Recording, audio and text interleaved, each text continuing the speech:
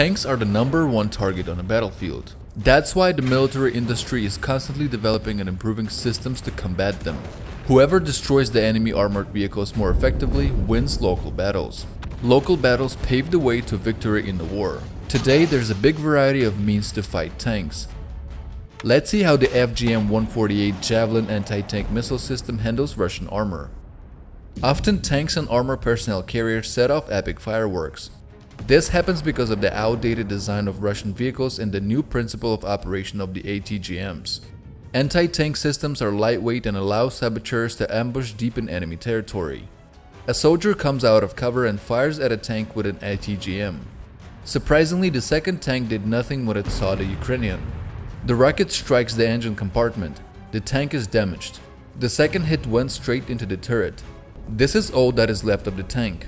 Another sabotage group of Ukrainians gets very close to a Russian tank. The Javelin missile is launched. It flies upwards and then dives down sharply. The tank is destroyed. The job is done. The Javelin has become the undisputed favorite and the most dangerous ATGM for Russian armored vehicles. Here's an example. 3 Russian armored personnel carriers are coming. The Ukrainians are armed with a Javelin. The far-sighted Russians let one armored personnel carrier go forward. A missile hit stops the vehicle. The Ukrainians fire again.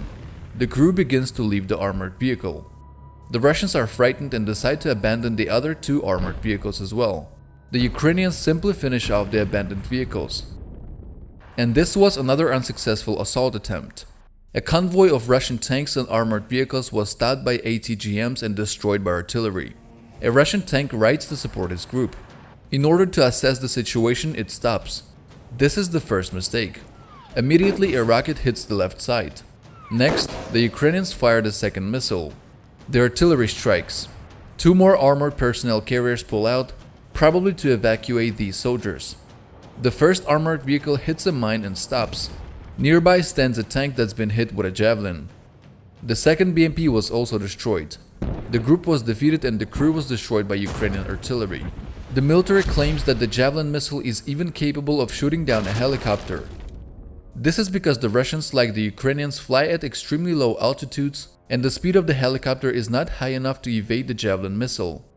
For example, this is how the Javelin missile is able to catch up with Russian helicopters. The Javelin missile is capable of hitting targets up to 2.5 kilometers away. According to some information, the Javelin is capable of hitting targets at a distance of more than 4,000 meters. Somehow the Russians shouted that it was impossible and it was not true. The distance to the tank was 2,300 meters. The Ukrainians destroyed it, you just saw the proof. It is difficult to hide from the missile even behind obstacles.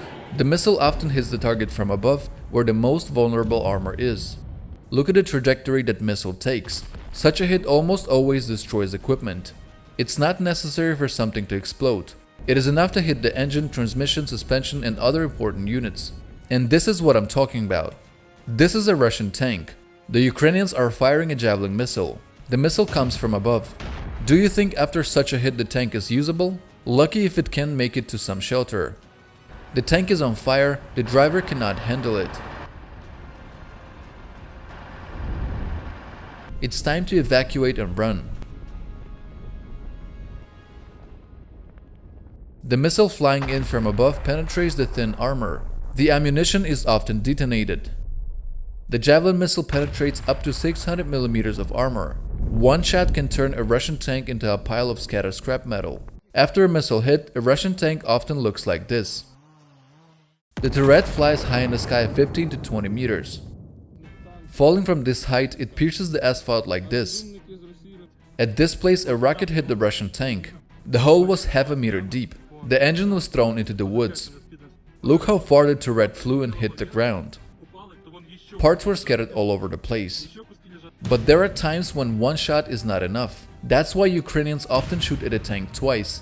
The first shot immobilizes the target, the second turns it into scrap metal. The effectiveness of the Javelin missile is also due to the tandem warhead consisting of 2 charges. The first charge is used to penetrate the armor, while the second is used to hit the internal systems of the target. Even the latest modifications of Russian tanks are helpless against the Javelin. Now you're witnessing a direct hit on a tank. Ammunition instantly ignites. The fire is so strong that 5-meter columns of fire burst out of the tank. That's definitely a bad sign. Most likely there will be an explosion. The turret of the tank is sent to flight. One of the best operations using Javelin in Ukraine. Ukrainians notice a Russian convoy. Soldiers prepare Javelin launchers and wait for the Russians. The first missile is launched. As we can expect, it's a direct hit. The Russians have already received a signal that they do not need to go further, but this does not stop them. The second shot and another explosion. What are the Russians thinking about? They have already lost 2 tanks. The third rocket is fired. Again, the Russian armor fails to cope with the Javelin. The Russian tank decides its forehead can stop the missile. Let's take a look. The missile hits exactly on target, the armor withstands. The tank retreats. There's an explosion nearby. This is all that remains of the Russian tanks. Take a look at this recent video of an epic detonation. 3 Russian tanks attacked Ukrainian positions. The first Javelin shot beautifully destroys the first tank. The second hit does not cause an explosion but causes a large fire. Here it is from another angle. It burns and continues to drive forward. The third tank is trying to escape. But we know there's no hiding from the Javelin, especially in the field. The tank withstands the hit, though pieces are torn off of it. The second shot pierces the armor and reaches the ammo. All 3 tanks were destroyed. This Russian tank was lucky it was not destroyed by the first Javelin hit. After the tank was hit, it was able to leave the combat position. The tank tries to avoid the place where the mine exploded earlier, but it runs into another mine. It tries to turn around and fails again. The Ukrainians fire a Javelin at a disabled tank. A precise hit sets it on fire. Part of the ammunition was used up, so the explosion was less powerful. Anyway, it was enough to tear the turret off. The Ukrainians are also using another ATGMs to destroy Russian armored vehicles. This is how the Russian armored vehicle was stopped and then finished off. Probably the red dot is the Stugna rocket fired at the Russian APC. You can see the results.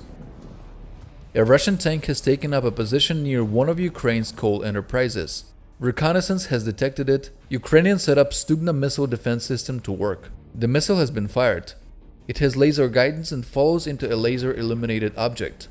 After a hit, the tank catches fire. It is destroyed. In general, Stugna missile launcher deserves a separate video. If you are interested in this topic, let me know about it in comments and I will make a video for you. The NLAW is also quite popular in Ukraine and has proven itself well.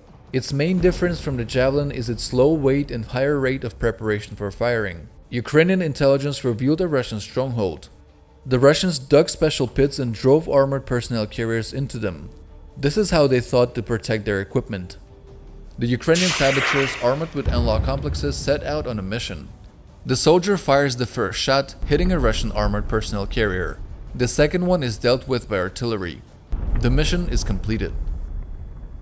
The NLAW has a high armor penetration rate. This is the Russian T-80 tank. The NLAW pierced right through it. This is where the missile hit. It punched through the armor, the batteries, the fuel tank and out on the other side. The first time I saw it, I was very impressed. Swedish Carl Gustaf anti-tank systems are also known to be used. The main feature is the low weight and a large choice of charges, all depending on the targets to be fired at. For tanks it is 1 charge, for shelters another, and so on. This is the T-90M, the most modern Russian tank. It was destroyed by a hit from a Carl Gustaf missile defense system. And this is all that's left of it. You can often see Ukraine using a handheld anti-tank grenade launcher or RPG that stands for rocket propelled grenade. It is difficult to classify it as a full-fledged ATGM, but it can surely immobilize heavy equipment. A Ukrainian hit a Russian BMP with an RPG. One precise hit was enough to penetrate the armor of the vehicle.